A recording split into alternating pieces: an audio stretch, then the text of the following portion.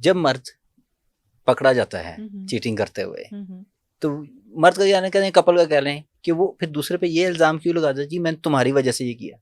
अच्छा, मैं यही कहूँगी, एक केस भी था कि उसमें ना एक ख़वातीन आती थी मेरे मतलब सेशंस वगैरह ना लेने, तो उसमें उसके हस्बैंड का ना काफ़ी सालों से किसी के साथ अफेयर चल रहा था, लेकिन उसने अपने हस्बैंड को कभी पकड़ा नहीं। कहती अगर मैं इसको पकड़ लूँगी, अभी तो ये छुप के कर रहा है, फिर खुलेआम मेरे सामने भी करेगा कि हाँ अब तो इसको पकड़ लिया है। अगर आपको पता भी है कि आपके हस्बैंड का किसी के साथ अफेयर है या कुछ भी कर रहा है, तो ठीक है, आप क्या कर लेंगी, उसका ऑलरेडी अफेयर है, वो नहीं छोड़ेगा। बकायदा वो आपके सामने जो है वो मैसेजेस और कॉल्स करना शुरू हो जाएगा कि पहले तो मैं पकड़ा नहीं गया था, अब पकड़ा गया हूं ना, अब तो सब कुछ खैर है।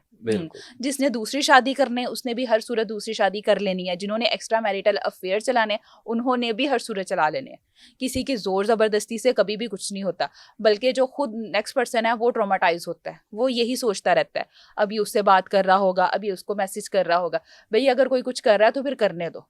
मोहब्बत में, रिश्तों में हमेशा नेक्स्ट पर्सन को जो है वो आज़ाद छोड़ते हैं कि देखते हैं कि वो कहाँ तक उठता है, उसकी लिमिट कहाँ तक है।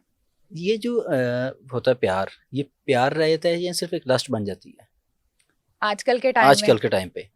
और वो भी खासतौर पर खवातीन की बात की जाए, क्योंकि काफी सुनने में आई थी नहीं बात कि जी जवान लड़का है, बड़ी एज की औरत के साथ उसका अफेयर, तो उसमें क्योंकि औरत तो इन्वॉल्व हुई, वो उससे ज्यादा समझदार थी। लड़का तो चलो समझ आती है कि जी वो इसी चीज के लिए हुआ है कि उसे लस्ट है, प्यार तो नहीं होगा। औरत क्यों हुई इन्वॉल्व? अच्छा, अगर आजकल के टाइम की बात करें ना प्यार और लस्ट में, तो उसमें ये भी चीज़ आ जाती है, मादियत का भी आ जाता है कि ख़वातीन भी अगर किसी के साथ अटैच हो रही हैं अपने से बड़ी उम्र के लोगों के साथ, तो मादियत की वजह से मेरे जो हैं वो चीज़ें और बाकी सब जो हैं वो पूरी किस वजह से होंगी, अगर मैं इनके साथ अटैच होंगी। तो अटैचमेंट में ये भी चीज़ आ जाती है कि वो मादियत के कि हाँ भाई ये इसका रैंक अच्छा है। और अगर मर्द हज़रात की बात करें, जैसे आपने बात की है प्यार और लस्ट की, तो इसमें ये भी आ जाता है कि हमारी सोसाइटी में बहुत सारी शादियां ऐसी भी जो हैं जो सेक्सलेस मैरिजेस हैं, कि कई कई साल गुजर गए हैं, बच्चे हो गए हैं, बस आपस में कोई ताल्लुक नहीं है। क्यों? बच्चों की खातिर ज़िंदगी गुजार रहे हैं, कोई आपस में जो है वो रिलेशनशिप नहीं है। अब शादी जो है वो सिर्फ और सिर्फ रोटी कपड़ा और बेसिक नीड नहीं है, आपकी फ़िज़िकल नीड भी ज़रूरी है। अगर एक ख़वातीन की जो है वो फ़िज़िकल नीड नहीं पूरी हो रही, तो उसने जो है वो गलत रास्ता ही चूज़ करना है। तो कहीं ना कहीं इस चीज़ की ये भी वजह हो सकती है। कभी आपके सामने कोई केस आया इस तरह? हाँ, बहुत से आए हैं, मल्टीपल्स आए हैं। तो वो डिवोर्स जस्टिफाई क्या करती हैं खवातीन पे?